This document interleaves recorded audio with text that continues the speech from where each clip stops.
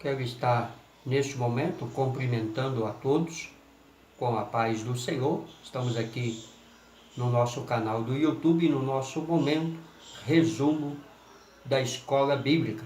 Quero convidar você que ainda não está inscrito no nosso canal do YouTube a se inscrever.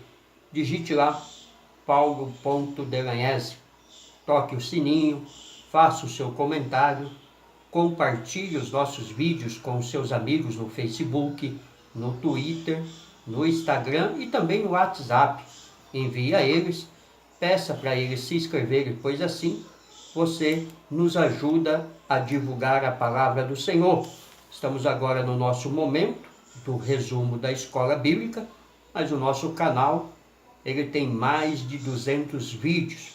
Temos vídeos com estudos específicos para a família, também na área de seitas e heresia, alguns louvores e um resumo da Escola Bíblica. O título de hoje é Um Inimigo que Precisa Ser Resistido.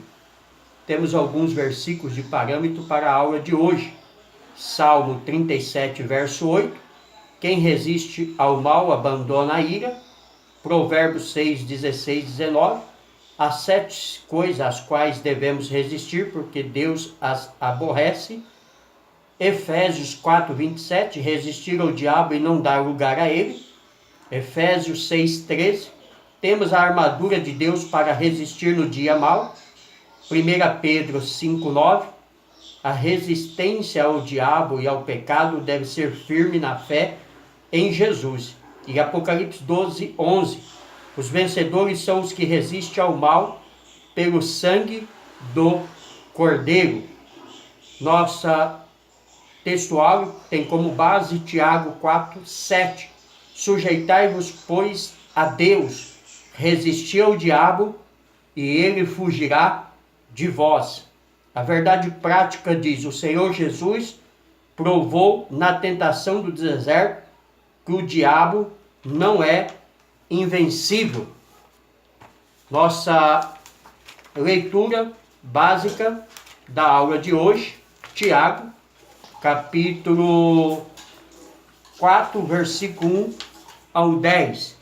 Nos diz assim a palavra de Deus: de onde vêm as guerras e peleja entre vós? Porventura não vem disto? Ou saber dos vossos deleites que nos vossos membros guerreiam? Cobiçais e nada tendes, sois invejosos e cobiçosos e não podeis alcançar. Combateis e guerreais e nada tendes, porque não pedis. Pedis e não recebeis, porque pedis mal, para o gastar em vossos deleites.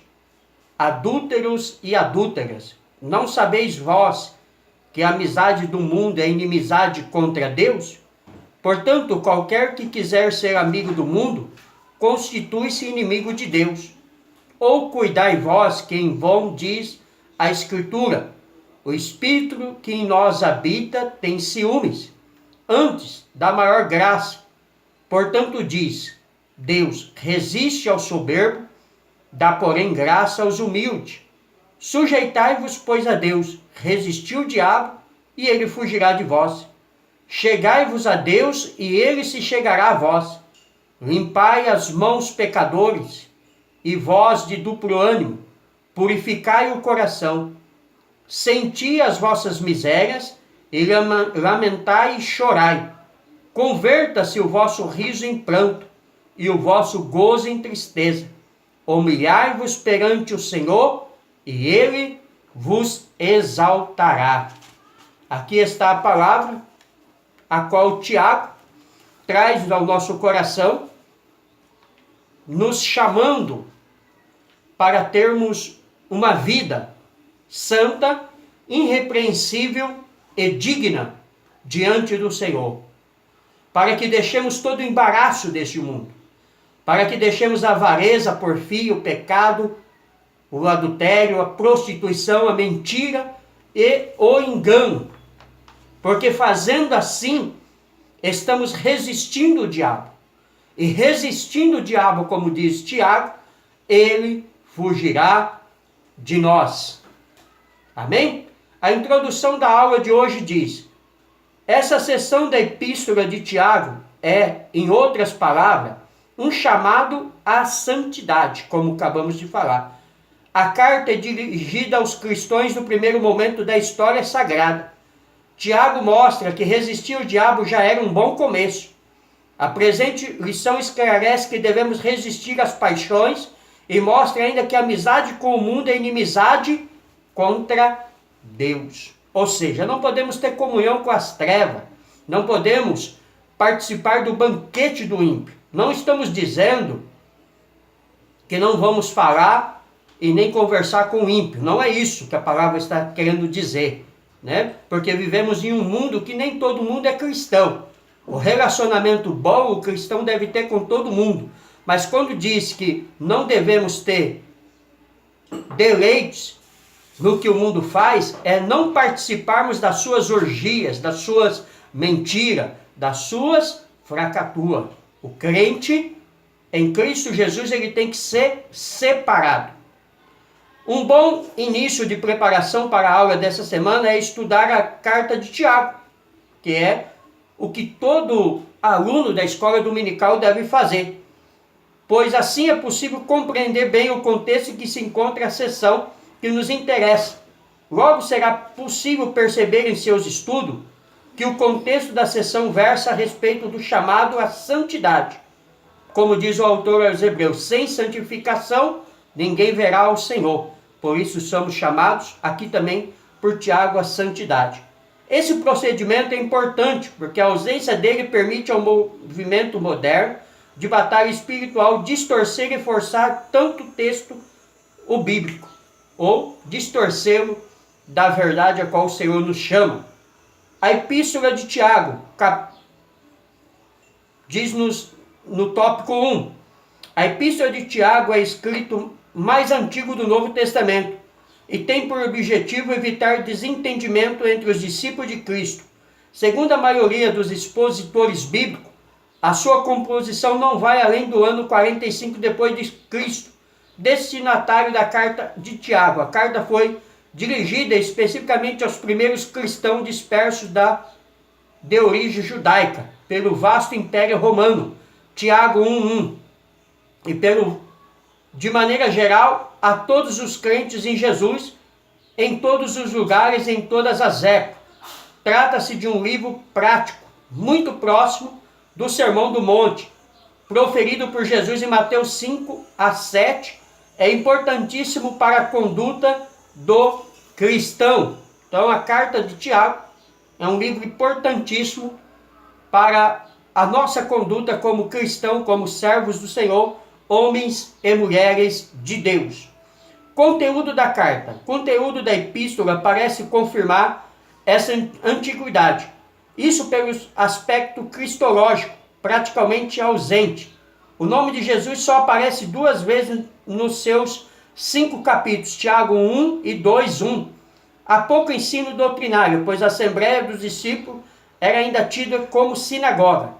Porque se entrar na sinagoga de vocês um homem, Tiago 2:2, Nova Almeida Atualizada, termo igreja aparece aqui, em Tiago 5:14.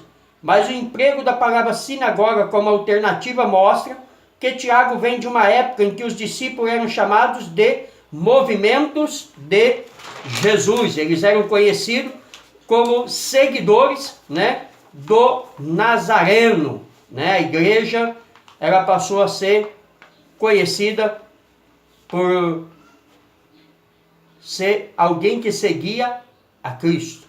Tema do livro. Ao separar a fé das obras, a epístola enfatiza o cristianismo prático e nos dá munição para resistir ao inimigo e ao pecado. Tiago retoma o tema tratado no capítulo anterior sobre a amarga inveja em sentimento faccioso em vosso coração. Tiago 3:14. O próprio de sabedoria terrena, animal, é diabólica. Tiago 3:15. E presente na vida daqueles primeiros cristãos.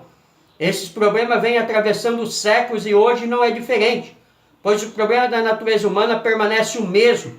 O ensino aqui está tratando de caráter cristão, que precisa ser afinado com o sentimento de Cristo. Então isso é o que Tiago chama a nossa atenção.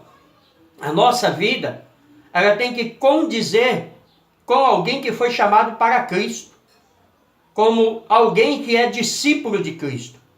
Paulo, numa das suas cartas, diz: sede meus imitadores, assim como eu sou de Cristo. O cristão tem que imitar a Cristo e não o mundo.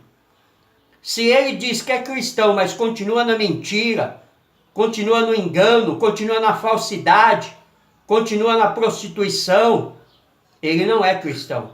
Ele apenas frequenta uma igreja. Porque ser cristão é, como diz o hino antigo de Andréia Fonte, é ser diferente. Não estou dizendo que não temos pecado e que não temos erros. Enquanto habitarmos neste corpo corruptível, somos sujeitos ao pecado e vamos pecar. Isso falamos sem medo de errar. Mas pecar é diferente de permanecer no pecado. Pecar é diferente de ter prazer no pecado. Vamos entender um pouco mais sobre a epístola de Tiago e o que ela nos diz. Propósito dessa epístola: encorajar crentes judeus que enfrentavam várias provações por causa da fé. 2. Corrigir crença ou os ensinos errôneos acerca da natureza da fé salvífica. 3. Instruir os leitores a fim de viver um cristianismo prático, de retidão e boas obras. Principais características dessa epístola: mais da metade dos versículos tem caráter imperativo, ou seja, ordem. 2.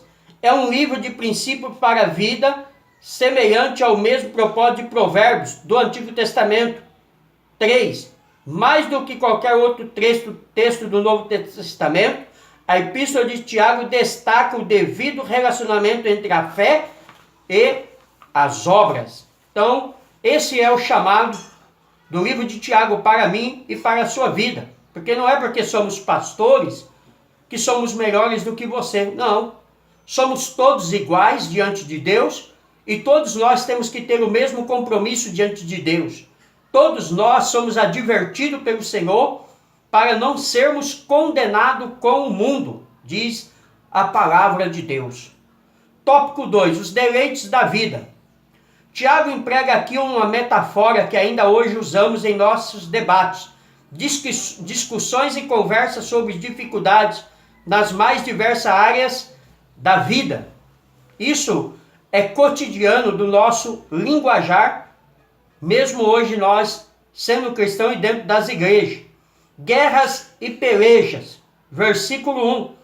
Há quem afirme que essas guerras e pelejas sejam uma referência às disputas internas que havia entre os judeus de Jerusalém nos levantes contra Roma. A população da Judéia estava dividida nessa época sobre a luta pela libertação do poder romano. Mas não é disso que Tiago está falando aqui. Essas palavras metafóricas são pesadas e mostram o nível de disputa entre os crentes por causa dos deleites, ou seja, os maus desejos interiores. Versículo 2. Não se trata aqui de debates teológicos entre os mestres. A expressão guerras e pelejas refere-se a discussões acirradas sobre o meu e o teu. E isto é muito grave. Ou seja, as pessoas ficavam se guerreando entre si, achando que a sua verdade era a única verdade, que a sua fala devia ser a que deveria ser obedecida. E Tiago vê que isso não edifica nada, que isso não aumenta a fé de ninguém. Pelo contrário, trazia dissensões, trazia guerras e pelejas e desavença. Então Tiago chama-nos a nossa atenção para que sejamos mais maduros. Talvez, foi até por isso que Paulo mais tarde usou, escrever na carta de Coríntios, que havia muito cristão que eram meninos, que deveriam já estar comendo uma comida sólida, mas ainda necessitava de leite, porque como Tiago é o livro mais velho do Novo Testamento, então Paulo escreveu após Tiago. Então Paulo deve ter visto esse ensino de Tiago, onde havia guerras, pelejas, dissensões, desavenças. E é, infelizmente, o que acontece em nossos dias, na igreja atual do século 21. Então, a mesma exortação de Tiago à igreja, aos judeus, aos crentes da época, é a mesma exortação a mim e a você que está nos ouvindo, né, aqui no Facebook, no Twitter, no Instagram, no WhatsApp ou diretamente no canal do YouTube. Deus nos chama à santificação e para que deixemos a porfia, as guerras, as contendas e olhamos para Cristo, nosso autor e consumador da nossa fé. Primeira parte do tópico 2 foi guerras e pelejas e agora os deleites. Os maus desejos que eram a motivação dessas pelejas, dos vossos deleites. O termo deleites, no versículo 1 ao 3, é edoné, que aparece 5 vezes no Novo Testamento, para descrever deleites ou prazeres ilícitos. Lucas 8,14, Tito 3,3, Tiago 4,1,3, 2 Pedro 2,13. Originalmente significava o prazer experimentado pelo sentido do paladar, posteriormente por meio dos outros sentidos e da mente. No período helenista, o conceito se restringiu ao significado de gozo sensual, deleite sexual. É a procura indiscriminada do prazer. Hedonismo permeia o pensamento pós-moderno. Hoje, qualquer esforço disciplinado ou mínimo de sacrifício para se atingir um objetivo são tratados com profundo desgosto. Ou seja, as pessoas estão mais preocupadas com o seu eu, com o seu ego, com o seu desejo, com a sua satisfação, do que realmente com a obra do Senhor, do que realmente com o chamado que Deus tem para a sua vida. E tudo isto é reprovado pela palavra de Deus. Tiago continua nos dizendo, dentro do versículo 2, cobiçosos e invejosos. A versão bíblica, Almeida, Revista e Corrigida, omite aqui o verbo matar, que consta do texto grego. Vocês cobiçam e nada têm, matam e sentem inveja. Nova Almeida atualizada. Esse homicídio não é literal, diz respeito ao ódio, que é como homicídio aos olhos de Deus. Mateus 5, 21, 22, 1 João 3, 15. A cobiça é o desejo excessivo de possuir o que pertence ao outro. E a inveja é um sentimento de tristeza e pesar pela alegria, felicidade e sucesso de outra pessoa. O cristão deve se contentar com o que tem. Lucas 3, 14, Filipenses 4, 12, Hebreus 13, 5. Cabe aqui ressaltar que esse ensino não é uma apologia à pobreza e à miséria, pois não é pecado desejar e buscar de maneira lícita tudo o que é útil à vida, desde que os nossos desejos sejam afinados com os de Deus. Então, matar aqui, como definiu a revista atualizada, né, Almeida, não é um matar literalmente de se ferir com uma arma, mas é matar por inveja, né? Matar no sentido de cobiçar aquilo que é do outro. E isto é pecado. Isto foi exatamente o que o diabo desejou no seu coração quando quis subir acima das alturas do trono de Deus e ser igual a Deus. E, infelizmente, há muitas pessoas que ele tem o olho mau, né? Na minha época de criança, eu lembro que a minha avó dizia que havia pessoas que quando ela chegava na sua casa, as coisas quebravam, pé de arruda, de rosa, secava, e eu presenciei. Por quê? Porque são invejosos, são cobiçosos no seu coração. E isto é péssimo, isso é ruim. Porque Tiago deixa claro aqui que não tem problema ser rico. O problema é cobiçar aquilo que não é seu e aquilo que é do outro. Então, vamos conhecer um pouco mais sobre a palavra hedoné e hedonismo. Doutrina filosófica da época pós-socrática, segundo a qual o prazer individual é imediato e o supremo bem da vida humana. Ou seja, a pessoa, ela sente prazer por possuir algo que não é dele, ou por desejar algo que não é dele.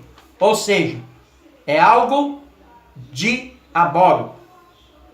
No subsídio doutrinário, diz-nos algo comentarista, para contrapor a ideia da vida egoísta e de pecado, leve em conta esse belíssimo texto doutrinário sobre o ensino de John Wesley. Wesley excita os cristãos no caminho da perfeição completa para empreender obras de misericórdia e de piedade. Ele observa, é por meio da paciente continuação em fazer o bem, em usar toda a graça que já lhe foi concedida, que você deve buscar o dom completo de Deus, a completa renovação de sua alma, a completa libertação do pecado. Em termos de obras e misericórdias em particular, os crentes devem servir os pobres com vigor e sacrifício diligente, ministrando acerca de suas necessidades materiais e espirituais. Na verdade, em 1748, Wesley escreve que as pessoas engajadas em ministrar aos oprimidos fazem o bem o máximo que pode, até mesmo para o corpo dos homens, mas a seguir, indicando sua preferência por um ministério global, ele acrescenta, muito mais ele se regozijará se puder fazer algum bem para a alma de algum homem. E 2 anos depois, Wesley continua esse tema em seu sermão, sobre o Sermão do Monte do Nosso Senhor, 13º discurso que ele escreve. Além de tudo isso, você é zeloso com as boas obras? É uma pergunta. Você, quando tem tempo, faz o bem a todos os homens? Outra pergunta. Você alimenta o faminto e veste o nu, e visita o órfão e a viúva em sua aflição? Outra pergunta. O que está preso? Você acolhe o estrangeiro? Outra pergunta. Amigo, suba mais alto. Ele capacita-o a trazer os pecadores da treva para a luz do poder de Deus. Ou seja, ele tira o pecador das trevas, das garras de Satanás para a presença de Deus quando ele faz o bem.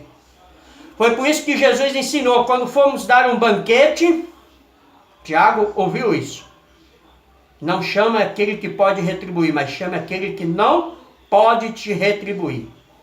E aí estaremos fazendo o bem. Amém? Resistindo ao inimigo, tópico 3. A ideia de Tiago ao concluir essa sessão da epístola é a mesma exortação que faz o apóstolo Pedro, inspirado por Levítico 11:44, 19:2, 27. Mas como é santo aquele que vos chamou, sede vós também santo em toda a vossa maneira de viver. Porquanto escrito está, sede santos, porque eu sou santo. 1 Pedro 1:15, 16. Então Deus nos chama à santificação, porque Ele é santo. E se fomos chamados por Ele, se somos discípulos de Cristo, temos que ser santo. Santo no sentido de procurarmos fazer a vontade de Deus. Não estou dizendo que não cometemos pecado, como já dissemos antes. Quando tivermos nesse corpo, estamos sujeitos ao pecado, mas não viveremos no pecado e não nos conformaremos com o pecado. Tiago apresenta a receita para resistir ao inimigo. Ele mostra que o Espírito Santo está em nós, versículo 5, o que é confirmado em outras partes do Novo Testamento. 1 Coríntios 3:16, 6:19 e Efésios 2:22. Na verdade, o cristianismo é a única religião do planeta que tem o Espírito Santo. João 14:16, 17. Assim o Espírito Santo, nós, não que um coração dividido, com ciúme, que por nós anseia o Espírito, que ele faz habitar em nós. Versículo 5, da Nova Almeida atualizada. Essa vantagem nos permite viver uma vida santa e resistir ao inimigo. Nisso temos a ajuda de Deus, que resiste aos soberbos, dá porém graça aos humildes. Versículo 6. Ou seja, o Espírito Santo de Deus que habita na minha vida, habita na sua vida, ele tem ciúme no sentido de zelo, né? Não o ciúme do mundo, não o ciúme compulsivo, né? Não o ciúme doentio, que você vê às vezes um casal levar um a matar o outro. Não, é o ciúme de cuidado. O Espírito Santo de Deus que habita em nós, ele cuida da noiva, ele cuida da igreja, ele cuida dos servos do Senhor. Amém? A submissão a Deus. Essa submissão, humildade a Deus, é descrita de várias maneiras, como resistir ao diabo, versículo 7, e se aproximar de Deus, limpar as mãos, voz de duplo ânimo, versículo 8.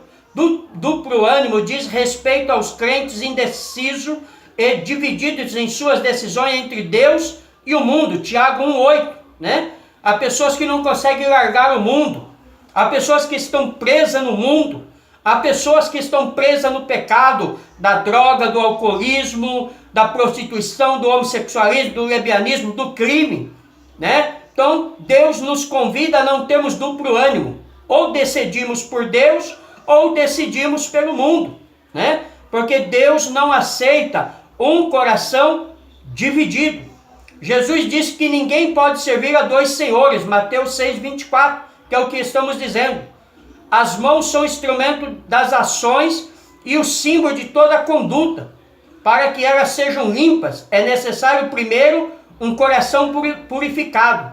Salmo 24, verso 4, 1 Pedro 1, 22, né? Temos que ter um coração puro diante do Senhor. Temos que estar com as nossas vidas voltadas para o Senhor, porque só os limpos de coração herdarão a terra. Só aqueles que lavaram as suas vestiduras do sangue do Cordeiro entrarão nas mansões celestiais.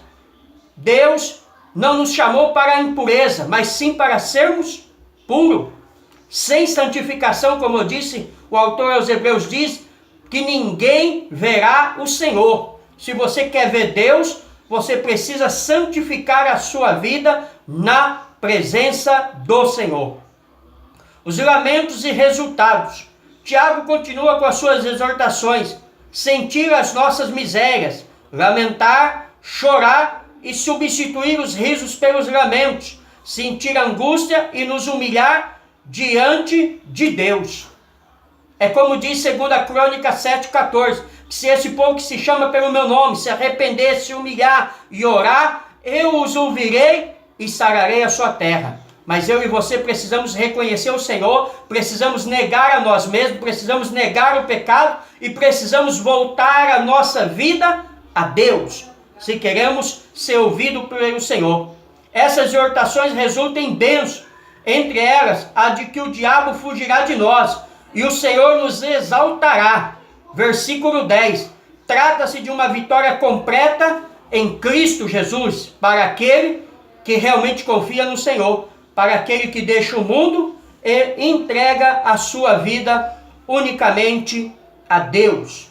A síntese do tópico do subsídio vida cristã nos diz que, ora, ser cristão é submeter-se inteiramente a Cristo. Mais do que isso, significa na prática. Faça a reflexão a partir do texto da espiritualidade clássica pentecostal. O segredo do cristianismo está em ser possuído da natureza de Jesus Cristo. Em outras palavras, está em ser Cristo em caráter, ou seja, termos a mente de Cristo, vivermos como Cristo viveu e como Ele nos chamou e como Ele nos recomendou para sermos. Como eu disse, Paulo disse, eu sou imitador de Cristo, pode me imitar, porque eu faço o que Cristo faz. E todo cristão, né, tanto pastor como membro, tem essa mesma incumbência pelo Senhor. Cristo em poder de transmissão. Quando o indivíduo se entrega ao Senhor e se torna filho de Deus, ele passa a ser como um Cristo homem, um cristão. Tudo que a pessoa faz e diz dali em diante deve ser a vontade, as palavras e as obras de Jesus. Da mesma maneira como Jesus falou e fez, absoluta e completamente a vontade do Pai. Se você fazer diferente do que Cristo te ensinou, do que Cristo te chamou, você está perdendo tempo no Evangelho e corre o risco de ficar no arrebatamento da igreja. É por isso que a palavra nos ensina que será tirada uma igreja de dentro da igreja, tá? Não é a igreja toda que será arrebatada. Não adianta você nascer, crescer, batizar, casar e morrer na igreja e ir para o inferno. Porque só vai para o céu quem realmente reconhece o Senhor e faz a vontade do Senhor. Conclusão. Tiago relaciona uma série de exortações que, se praticadas em conjunto, resultarão na completa resistência ao inimigo de nossa alma. O que Deus espera de nós é que sejamos santos como Ele é santo. Resistir ao inimigo, no contexto de Tiago, resume-se em que cada um de nós sujeitemos-nos à vontade de Deus e cheguemos-nos a Ele. E devemos ainda purificar as mãos e limpar o coração. Essa dependência de Deus que nos leva à vitória a Cristo. Então, você quer ser vitorioso em Cristo? Vitoriosa em Cristo? Faça a vontade de Cristo. Seja um homem e uma mulher de Deus de verdade. Se você comprava e não pagava, passe a pagar. Se você mentia, não minta mais. Se você roubava, não roube mais. Se você se prostituía no homossexualismo, no lesbianismo, na prostituição, não faça mais. Tenha uma vida voltada para o Senhor. E assim você terá o seu nome escrito no céu e irá para o céu. Amém? Deus abençoe a todos. Pastor Paulo Delanhese, São Paulo, Jundiaí. Convido você, que ainda não está inscrito no nosso canal, a se inscrever. Digite lá, paulo.delanhese. Compartilhe os nossos vídeos com seus amigos no Facebook, no Twitter, no Instagram, no WhatsApp. Peça para eles se inscreverem, faça o seu comentário, toque o seu sininho ali, dê o link e todas as vezes que fazermos um vídeo, você vai receber uma notificação do canal do YouTube dizendo que há mais um vídeo nosso. Um beijão no coração de cada um e até o nosso próximo encontro.